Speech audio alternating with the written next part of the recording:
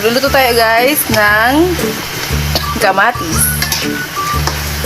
Ginisa ko lang po bawang, walang sibuyas. Bawang lang, saka kamatis. Medyo patutunaw-tunaw natin siya, dudurugin. Kasi lalagay natin dito ay pritong tuyo. Yan. Nag-crave tayo sa tuyo. Ulam natin sa tanghalian ay tuyo. Ano na to? Brunch. Tira lang muna ko. Brunch, breakfast and lunch. Wala nang ano. Dahil napuyat ako kagabi, nagawa ng pastahan, pagtatapos. So, ngayon natulog. Ngayon na, alauna na, hindi pa nakakain. So, itong ating ulam.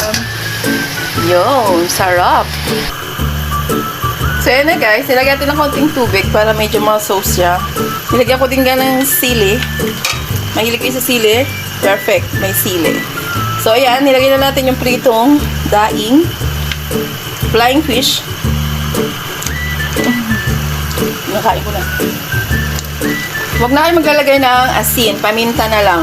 Kasi, para yung alat ng tuyo na andyan sa sauce natin, kakapit. Shit, may lasa na yan. Magpapalasa na yung alat niya. Para hindi siya magdobling alat, guys. Yan. Pasipsipan lang natin siya ng sauce para yummy. Papa, ang sarap ng ulam ko. Bawal sa yung tuyo.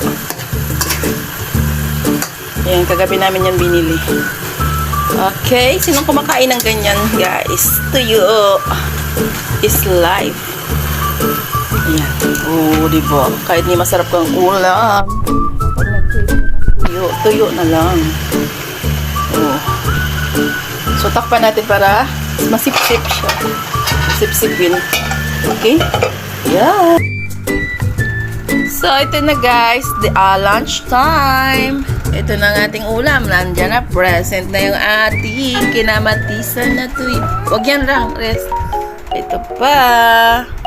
Parang nagod mo na nakarante. Ito pa. Yan. Yan, sa YouTube yun. Yan. So, kain na tayo guys. Ito yung pritong tuyo. Ay, pritong talong. So, tuyo. Ito. Tira pa yan kagabi. So, lunch time.